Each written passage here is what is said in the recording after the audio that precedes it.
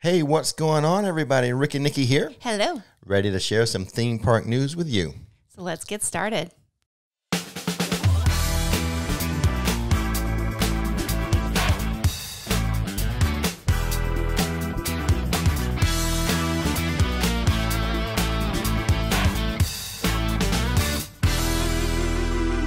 Universal's Summer Tribute Store is closing to make way for the Halloween Horror Nights Tribute Store.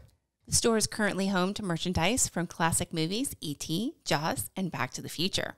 Halloween Horror Nights starts on September 2nd, so look for the HHN Tribute Store to open on or maybe a little before that date.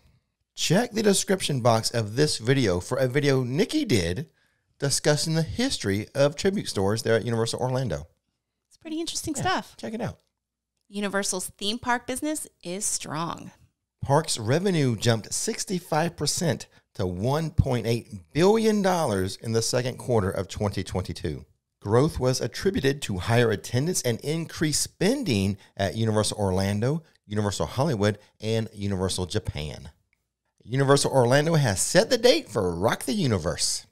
The Christian Music Festival will be held January 27th through the 29th at Universal Studios Florida. Rock the Universe is a separately ticketed event. Universal says additional details, including ticket prices and vacation packages, will be released at a later date. Disney's new Epcot attraction makes a big splash with new details. Journey of Water, inspired by the movie Moana, is currently under construction at Epcot. Disney Imagineer Zach Ridley shared a new image that previews the type of graphic style that will be used at the new attraction. An opening date for the walkthrough attraction has yet to be announced.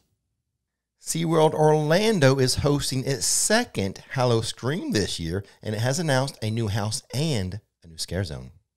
The new house is called Blood Beckoning, and it will center around a siren named Scratch, who's out for blood.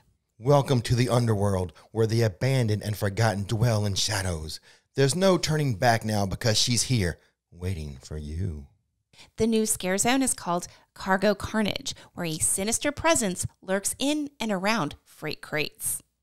Howl-O-Scream will run on select nights from September 9th through October 31st. For more information, visit SeaWorld.com/Orlando. Busch Gardens Tampa also has a Howl-O-Scream event, and it announced a house too. Deathwater Bayou Blood Moon will return to this year's event. In this house, visitors will try to escape ravenous werewolves on the hunt for human flesh. Howl-O-Scream will be held on select nights, September 9th through October 31st. Just like SeaWorld Orlando's events. National Roller Coaster Day is August 16th. To celebrate, Busch Gardens Tampa guests can sign up for free and exclusive behind-the-scenes tours of fan-favorite coasters, including Iron Gwazi. And even though National Roller Coaster Day is just one day, August 16th, this special treat, multiple days. This perk will be available from Saturday, August 13th through Tuesday, August 16th at 12 p.m., 2 p.m., and 4 p.m. So sign up.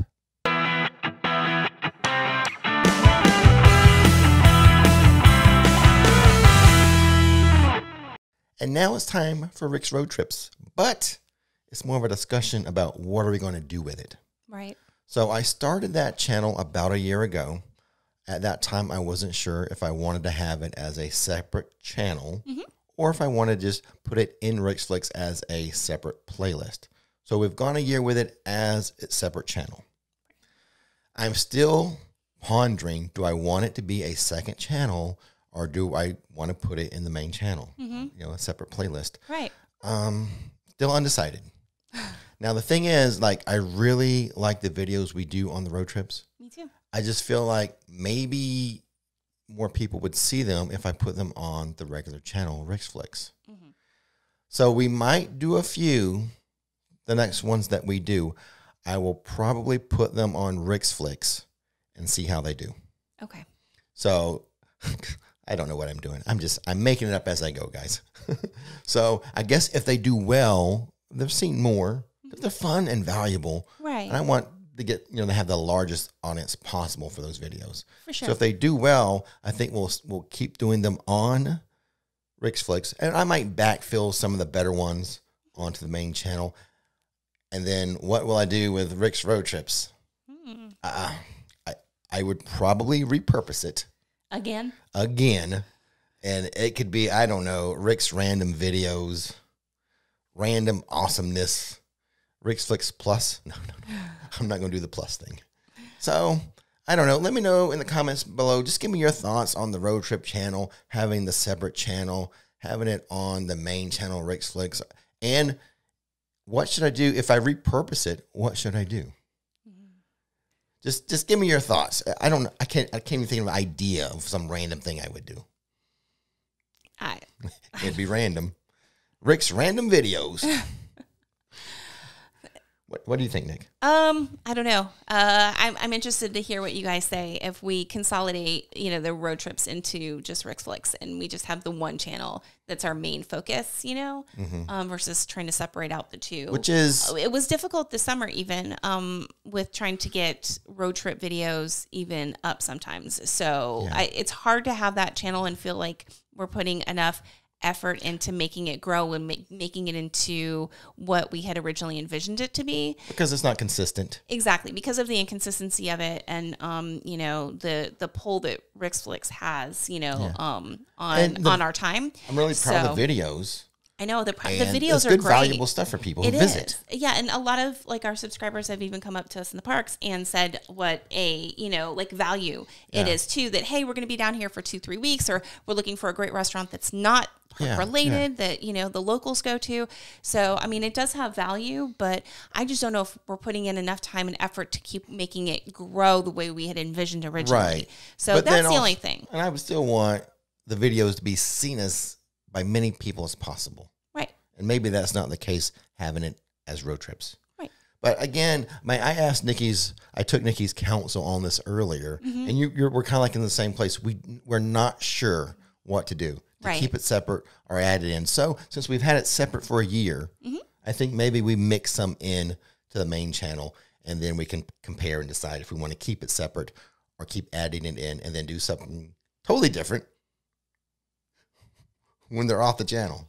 Right. Rick's Random Videos. Rick's Leftovers. Well, we'll just see how that happens if just leave a comment. The case. Yeah. Let us know. Share your thoughts with us, please, because I'm lost. Obviously. Okay, now let's do the shout-outs, Nikki, which we did not do a weekly roundup last weekend, did we? No, we didn't. So we're going to have more names because we didn't say any last week. All right, so let's... go ahead. But I have them in order this time. Remember last time they were all over the place? Yeah, they were a hot mess last time. Yeah, I learned my lesson. They're in order now. Well, great. Just trying to make life easy for you. Well, thanks. Now let's see if I can read names. Most of them I think are okay.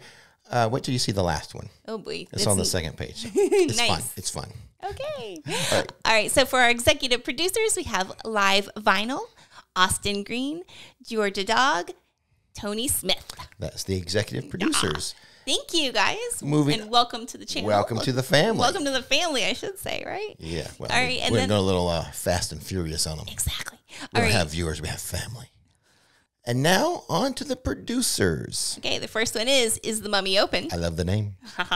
Tempest Photo Ray and Fiona and Sean. That's producers. Now supporters. This is the last classification we have for today, Nikki. All right. You don't have to worry about switching up classifications. Okay. So Shell Bunt, Clinton Ewing, Ricky Fisher, Victoria Kessler, Yvette Navarez, John Werner, Selena Weinstein. Is that right? Yeah. Okay. You're doing great. I'm amazed right now. Melissa Miller, Jennifer Akers, and Kira Posey. Oh, we have another page. So you did superb with those. Uh-oh. And then do that one.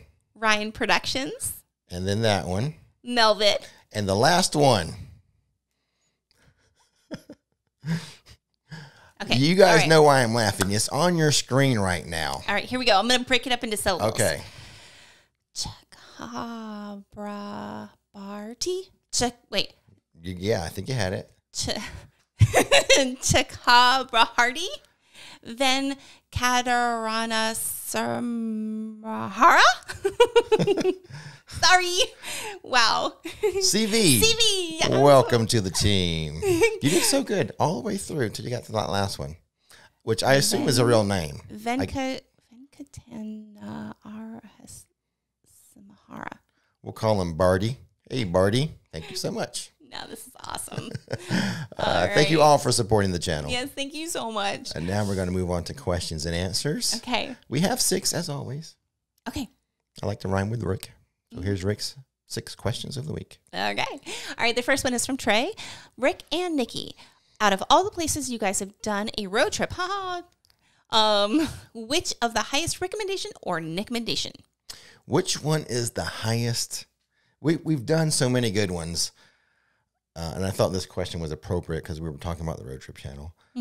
Some of my favorites definitely include the Lake Dora Craig boat tour. Craig Cat. The Craig Cat boat's fun because you get to drive the little boat yourself. And it's a neat little like way to steer the boat. Okay. And the Dora Canal is beautiful. Oh, stunning. And so fun and beauty with that road trip. What else? I have 2. Okay. Well, I really like the first one we did really was we went snorkeling and tubing at Rock Springs. Okay, that's one of mine. That is something I grew up doing. So I love it. It's like the best Florida natural lazy river. So you can tube down it. I like to snorkel down it. The 4-wheel thing. The ATV adventure was fun at Disney. Well, we did it in the rain, so that made it super fun. It's outside of Disney property, but yeah, you're right. My bad. It's near there. It's near Disney. Yeah. I don't want people thinking you're going to get on a little ATV at Disney. A little Mickey ATV. No. So mine would be St. Augustine. I think that if you want to see Florida history, St. Augustine is a nice day trip up. And then of course Rock Springs. So those are my 2 favorites that we've done, but I really did like the zip lining through the canyons. Oh yeah, that was a good one too. Yeah, through the Ocala kind of that was cool. area. That was a really unique thing to do for Florida, be able to zip line from that high up. Yeah. And we had some good kayaking and supboarding adventures. You really liked the Venetian canals. That was pretty. There in Winter Park, Florida. Yeah, it was tiring. So before we went, I'll leave a link to all the road trips. But those are the ones that kind of stick out in my head. But they were so many fun ones. The bi-wing plane experience was fun. Yeah, I mean, those road trips are a blast. So much fun. They really are. Which is kind of why I started that channel, was just for me to go do other fun stuff. Yeah. So, all right, question number 2. All right, number 2 is from Anton. Are you guys still doing challenge videos? I would love to see them make a comeback. Another appropriate question because we just posted one. I think he sent me this question before we posted that video. Oh, okay. But yes, we just did one. It was a 2-hour challenge. How many rides or attractions could we do at Universal Studios Florida in the first 2 hours the park opens? Right. And that day was between 9 and 11. Right. And we did them we set specific parameters for ourselves too. It wasn't just like, we can use, Yeah, express passes. We did not use express passes. No. So we didn't have early park admission and we didn't have express passes. And then we used single rider when it was advantageous, when it was, played to our advantage to move us through the line quicker. So yeah, I was shocked at how many we did get through. I'll leave a link to that video in the description box. And I may even put it at the end of this video. You can just click on the box there that says 2-hour challenge. Yeah, it was a good video. If it does well, I will do a second one where we do the same thing at Islands of Adventure. Okay. And we did it in the height of summer too. So, all the kids were still off of school. Yeah. All the local kids and all that. Still a busy season right now. So, and that's when we did it. It gives you a good example of how much you could do if you played it, that way. Go watch the video, find out how many we did. Exactly. Question number 3 from Molly. All right. I'm wondering if you have any tips to offer about getting in. We fully expect to use our early entry every day. Do you have any tips on entering the park? Okay. So early park admission during the summer is both parks mainly had it. But they often only one park will have early park admission. Right. So make sure you check the app or your hotel. Yeah, double check with your hotel. And make sure you know which park is having early park admission for that day. At the moment, they've switched it back to only one park having it and the other park not having it. Right. You don't want to walk all the way over to Studios, go under the arch, and see the sign that early park admission is not there. It's at Islands. Right. Because then you got to walk over to Islands. So know that ahead of time. And then with early park admission, it tends mostly to be the Harry Potter or the Wizarding World areas. So if it's early park admission at Islands of Adventure, it'd be Hogsmeade. And I think they're doing the Velocicoaster. Mm-hmm. And then with Studios, it is Diagon Alley. Or sometimes they'll mix in some other rides. Like the Minions. Like sometimes it's the Minions or might be the Mummy. If that ever opens or reopens. So that's the big thing. Know that you're mainly going to go to the Harry Potter sections. Yep. And question 4. Gabriella? Looks like it to me. Okay, Gabriella. I saw about being able to get butterbeer without the topping if you're dairy-free. Is that a permanent thing or just for Harry Potter's birthday? It's permanent. It's permanent. I think they did start it on his birthday. Yeah. But it is permanent, which is good for people, and Universal, because now Universal can sell more butterbeer. Yes, for those that, Are vegan. And lactose intolerant and things like that. So, yeah. It works out for everybody. It does. So I'm waiting for the day you can just have just the foam. Just give me a cup of foam, please. Again, like a pup cup, but for Rick. All right, and the last, number 5. Question 5. Number 5 is from Alexander. Is Volcano Bay fun? I've been to studios in Iowa, and now I kind of want to try Volcano Bay. Later this week, we're going to put up a Volcano Bay video. We did something this time We've never done before. that we have never done before, and it was well worth it. Mm-hmm. I really enjoyed it. You had a complete attitude shift and mind shift too. Like you walked out of there just so happy and so relaxed and so to answer your question, yes, it is fun. it is. It's such a blast. I love it. And what Nikki was referring about, I just feel better because I wasn't leaving the park hot and sweaty, Right. because I was in the water. Yeah.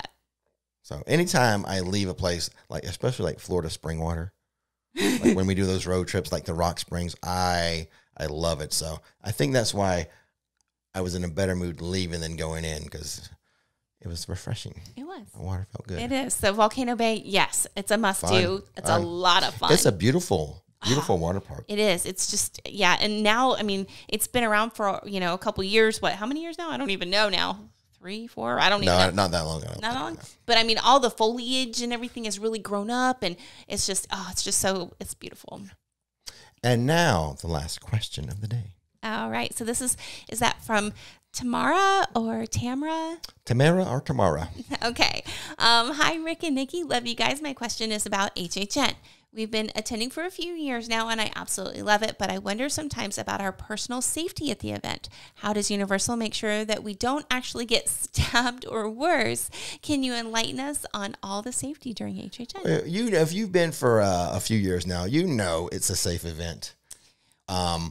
Universal, they don't grab you and stuff. Right. Everybody's got to go through the metal detectors. So if you're worried about other park guests, don't worry about that. That's not a concern. And really, I've been to other Halloween events where it's been a lot more in your face. They use a lot of, I would say, tricks like noise and ground movement and things like that. So, scare actors, they cannot touch you. They cannot chase after you or anything like that. So it's safe in that regard. It is. I think it's more dangerous for the scare actors. I think so too. I've heard stories of them scaring someone and then that person hitting them. Yes. So don't do that. You will get banned. Exactly. You'll be banned and no one wants anybody to get hurt, especially team members who are just trying to do their job. You're going to a haunted place. They're going to try to scare you. So, don't be throwing punches because you're getting what you came for. Right. A scare. Right. Well, there's ways to help cope with, if you're overly afraid. But really, when it comes down to it, you don't need to worry about your personal safety in that way. Are you going to do a video what to expect from HHN or how to prepare or for first timers? Yes. We talked about that. Yeah, we're definitely, that's in the works. We're, working on that one for sure. And we'll have that out probably a week or so before things starts. Things you're dying to know about Halloween Horror Nights might be the title.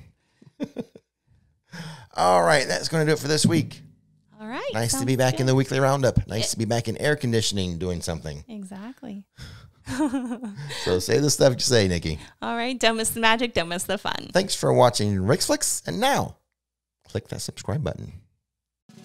His name is Vic, her name is Nikki, showing how theme parks are done.